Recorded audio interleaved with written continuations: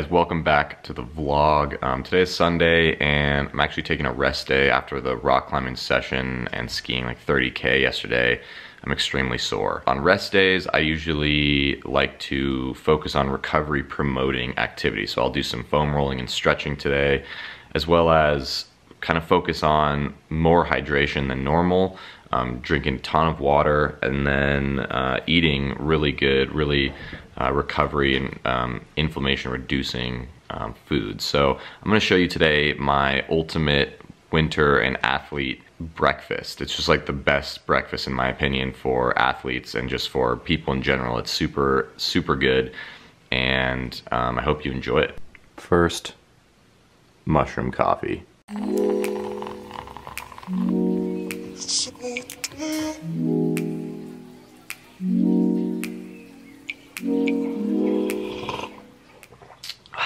can just feel the beta glucans and the superoxide dismutase flooding my cells. Okay, now for the oatmeal recipe. So at Thought for Food, we don't really follow recipes that much, just much more efficient that way. But I generally start with about a cup of old-fashioned rolled oats. You can just use like Quaker oats, blueberries, almond butter, a little bit of maple syrup, molasses for the iron, hemp seeds and walnuts, and some almond milk. Secret ingredient is turmeric. And I know you're probably like, why would you ever put turmeric in your oatmeal, Jackson? Well, trust me, tastes great, fights inflammation, great for recovery. So I just start off by boiling about 1.5 to 2 cups of water. And once that's boiling, I just drop in about a cup or so of oats. Turn that shit down to simmer. Almond milk, just a little bit. All right, after it cooks for a little while, I add frozen blueberries. You can also add just whatever kind of frozen fruit or just regular fruit you like. Okay, now I just transfer it to a bowl. I take a nice little dash of turmeric. Whoa, not that big of a dash, Jesus. Oh my God. I just totally messed that up. Don't want that much turmeric. Gonna remove that. About a 1/4 teaspoon of turmeric is good. You also want to make sure, I know this is weird, you're gonna wanna make sure to get a little bit of black pepper in there. Enhance that bioavailability. And then I take just a nice little bit of maple syrup, molasses for the iron, great source of iron and calcium, a little bit of hemp seed, great source of omega-3 fatty acids, also help to increase that bioavailability of the turmeric, great for inflammation. Same thing with the walnuts, really potent anti-inflammatory. And if you want, a little bit of almond butter. Boom, delicious. And that's it. And so obviously you can kind of change the amounts of this stuff if you're, depending on your activity level. This is a great breakfast for anyone, super high in fiber. I think it's normal for the people if they go on the toilet or not. No, it's no problem, it's okay. And omega-3 fatty acids, iron, calcium, all sorts of amazing stuff, all whole foods. But if you're an athlete, particularly on a rest day, you probably want to eat a little bit more, because a lot of athletes tend to restrict their calories on rest days because they're not really training, but that's sort of a wrong approach. And you know, recovery is a lifestyle. So you have to be always thinking about recovery, because it's what is the secret sauce for performance. And if you really want to make gains, you have to really strive for keeping the recovery going, keeping the glycogen stores filled up, and the performance enhancing and recovery promoting foods in the system all day, every day.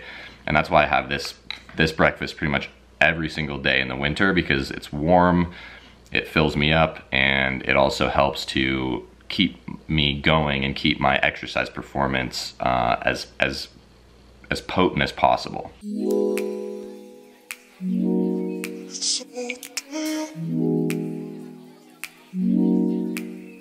Okay, and on the schedule for today, I have to finish my research methods class. That class ends this week for my grad school. And then I have some work to do. And then also I have an Instagram live tonight at 7:30 p.m. I'm trying to do every Sunday night, 7:30 p.m. Mountain Standard Time, a Instagram live Q&A. So you probably won't see this in time, but you know, put it on your calendar for next time, and hopefully we can get some good questions, get some cool interaction with you guys going on there. So I'm just gonna get to work and kind of relax and chill and have a nice relaxing Sunday. Oh, and also I went up north, up into the mountains yesterday for some Nordic skiing, and it was absolutely insane up there with the amount of snow. So I want to show you a few clips here, as well as give you another little sneak peek of my from the sky drone video. So check this out here.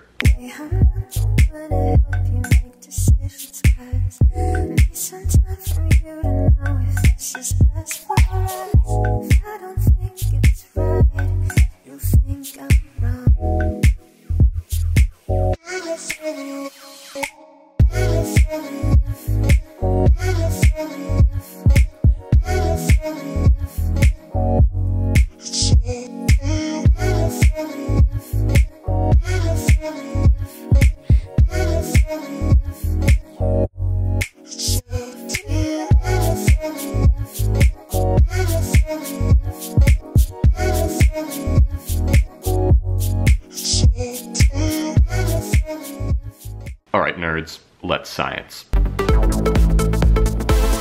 Science.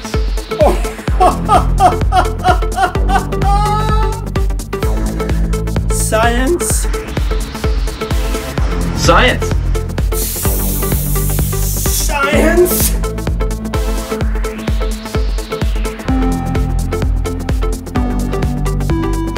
So, since we're on the topic of athletic performance and recovery, I thought I would talk a little bit about low-carb versus high-carb diets for athletes. So most of us probably know someone who eats, you know, paleo or Atkins or low-carb kind of diet, swearing by bacon and coconut oil and eggs and all these things for either just overall health or athletic performance. But what does the actual science say? Huh? Well, a recent study in the esteemed Journal of Physiology pitted a low-carb versus a high-carb diet against elite-trained endurance athletes training for Rio in 2016. And they had 3 different diet groups: a low-carb, high-fat diet, a high-carb, low-fat diet, and a periodized carbohydrate restriction diet, basically different fasted, different time-restricted eating windows.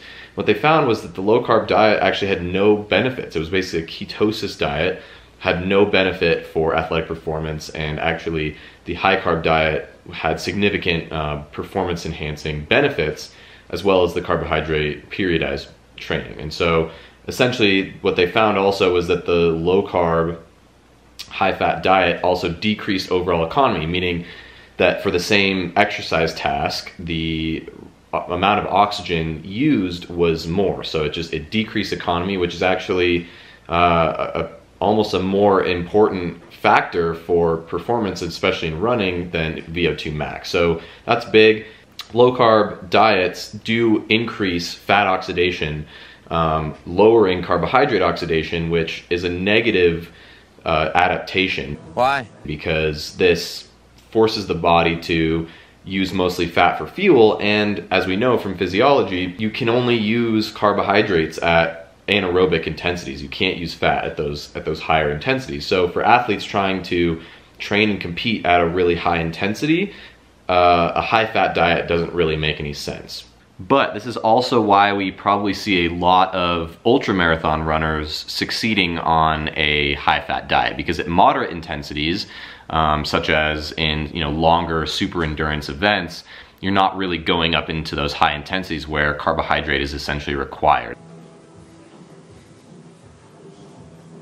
So the study concluded, quote, "The results of the present study showed that despite achieving substantial increases in the capacity for fat oxidation during intense exercise, chronic adaptation to a ketogenic, low carbohydrate, high fat diet impaired exercise economy and negated the transfer of training-induced increases in aerobic capacity into improved performance of a real-life endurance event in elite athletes. In contrast, training with a diet rich in carbohydrate and which provided either high or periodized carbohydrate availability around training sessions was associated with improved race outcomes. So go eat some sweet potatoes, nerds. No problem.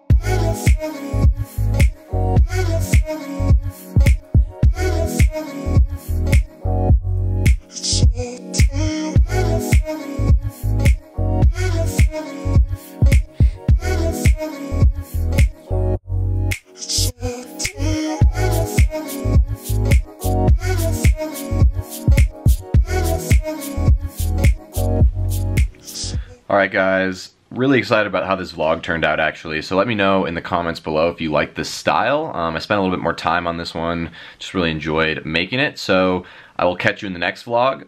But today I'm just so fucking grateful and just feel so lucky to have a passion like Thought for Food, and something that I'm just frothing over, constantly obsessing about.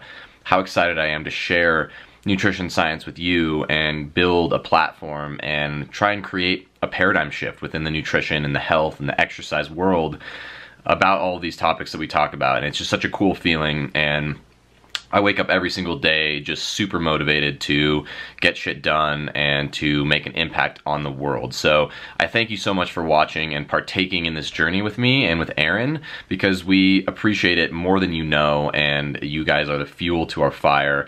So thank you. I'm gonna hop on the Instagram live right now and answer some questions. Until then, go eat some plants and do some epic shit.